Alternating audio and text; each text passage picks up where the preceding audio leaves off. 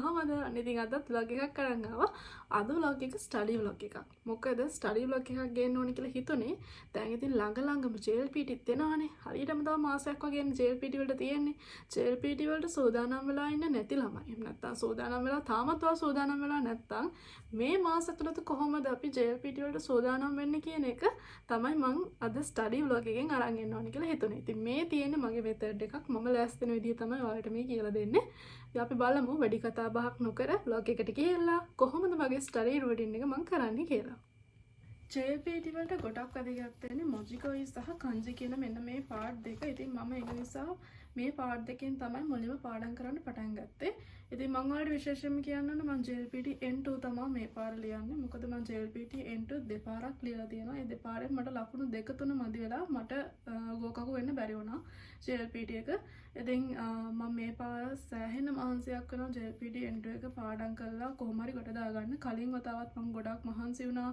සහ හැබැයි මම නිදි මරලා ඇවිල්ලා පාඩම් කරපු නිසා මට ඇත්තටම ගොඩක් මේ මතක හිටින්නේ නැති ප්‍රමාණයක්, කියන්නේ මතක හිටින්නේ නැති වගේ ගතියක් තිබ්බා. හැබැයි මේ පාර කොහොම හරි කරලා මතක තියාගන්න ඕනේ කියන අදිෂ්ඨානයෙන් මම පාඩම් කරන්න පටන් අරගත්තා. ඉතින් මේ තියෙන්නේ මම පාඩම් කරන පොත් එක Shinkansen එක සහ Nihongo no Rikushike Mondai Sho කියන මෙන්න මේ පොත් දෙක තමයි. කියන්නේ Speed Master සහ Shinkansen මාස්ටර් කියන මෙන්න මේ පොත් දෙක තමයි මම පාවිච්චි කරන්නේ.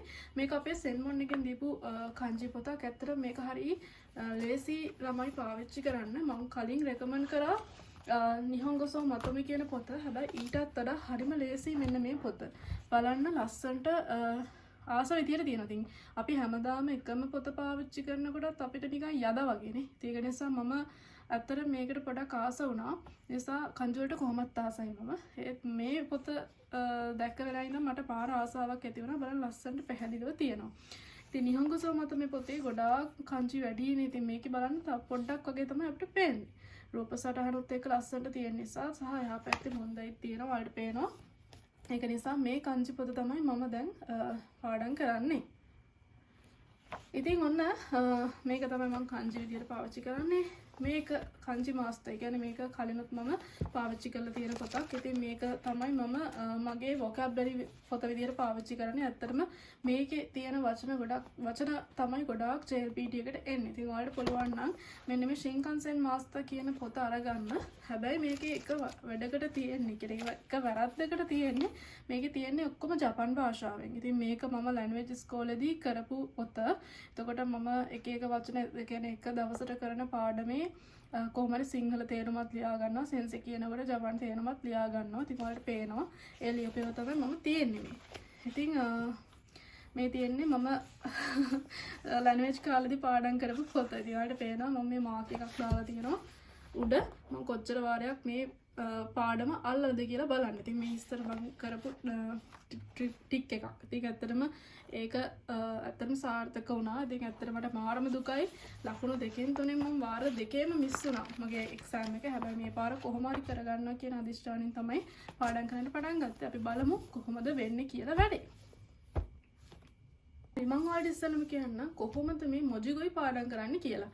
ඉතින් ගොඩාක් ළමයි පුරුදු වෙලා ඉන්න කට පාඩම් කරන්න. කියන්නේ එකම වචනේ 10 පාරක් විතර කියවලා කටපාඩම් කරන්න එකම දවසෙම ඒගොල්ලෝ මතක තියාගන්න කියලා බලනවා. හැබැයි ඒක ටිකක් මනසට පොඩ ස්ට්‍රෙස් එකක් වගේ කියලා මට හිතෙනවා. මමත් කලින් පාඩම් කරේ එහෙමයි. දැන් මම කරන්නේ එක කියන්නේ පාඩම් දෙකක් කවර් කරනවා. පාඩම් ටික ඉස්සෙල්ලම බෙදා ගන්න ඕගොල්ලෝ.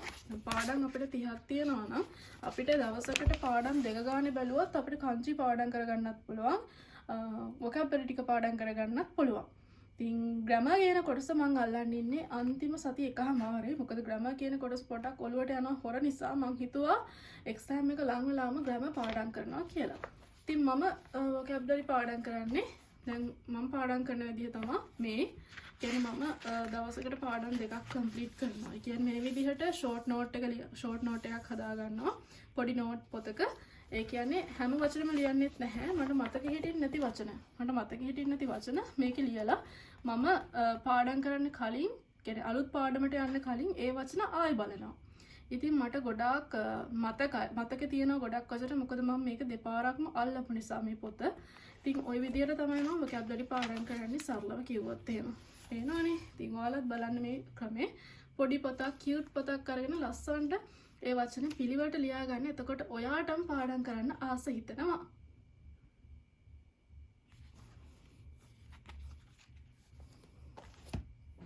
ඊළඟට කංජි තමයි ගොඩාක් අය එපා කරගෙන තියෙන සබ්ජෙක්ට්. ඉතින් ඇත්තටම මම කංජි ජපනීස් කරන්න පටන් ගත්ත දවස් ඉඳන් කංජි වලට පුදුම ආසාවක් තියෙනවා මට. ඉතින් ඉක්මනට මතක හිටිනවා ඒක නිසා මට කංජි වලට ආස වුණත් තමයි කංජි මතක හිටින්නේ. ඉතින් ඉස්සෙල්ලම මම කියන්න ඕන කංජි එපා කරගන්න එපා. හරි ආසාවෙන් ලියන්න.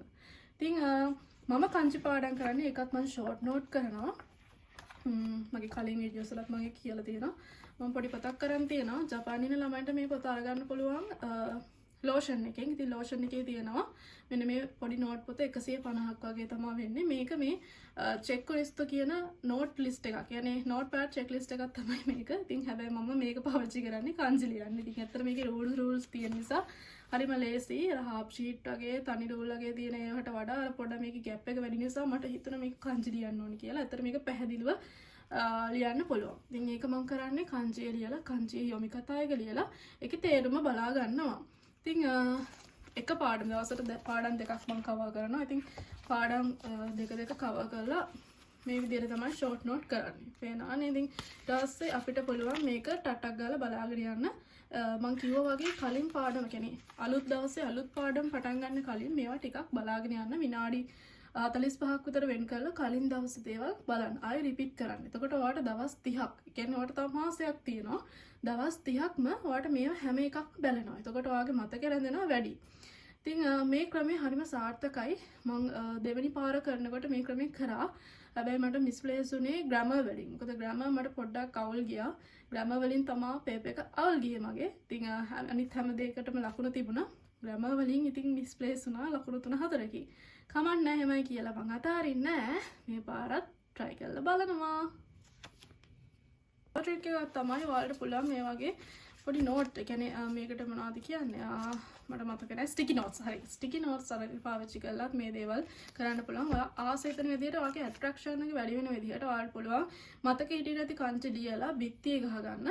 එහෙම නැත්නම් මේසෙ පුරා අලව ගන්න ඔයාලට පුළුවන්. එතකොට ඔයා මේසෙට එනකොට ඒ කංචි පේනකොට ඔයාලට කංචි මතක හිටින ප්‍රමාණය වැඩි. ඉතින් මගේ කලින් වීඩියෝස් මම කියලා තියෙනවා කොහොමද අර නෝට් එකක් හදාගන්න කියලා. මම මේ වගේම පොතක් අරගන්න කියලා පොඩි කොළ කෑලි ටිකක් එකතු කරගෙන ඒකේ කංජිය ලියලා පිටිපස්සේ ඒකේ යොමි කතා එක ලියාගෙන ඒ විදිහට කංචි පාඩම් කරන්න කියලා තියෙනවා. ඉතින් මේ ක්‍රමෙත් ඔයාලට පාවිච්චි කරන්න පුළුවන්.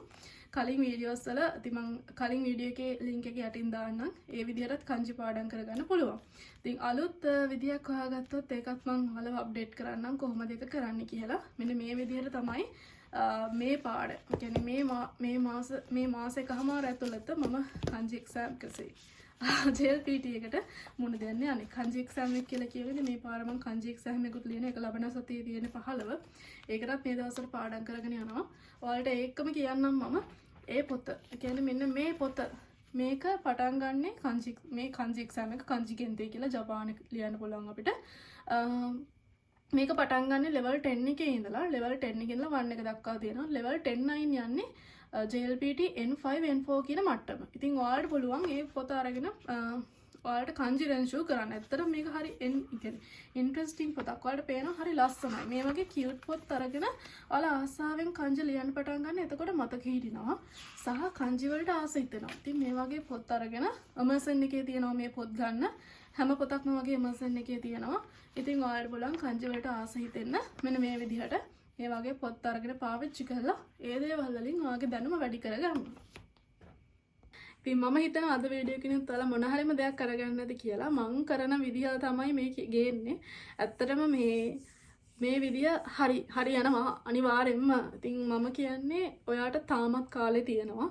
වැටෙන්න එපා. මේ පාර එක්සෑම් එක කොහොම හරි ලියන්න. ලියලා අත්දැකීමක් ගන්න. කොහොමද ප්‍රශ්න එන්නේ?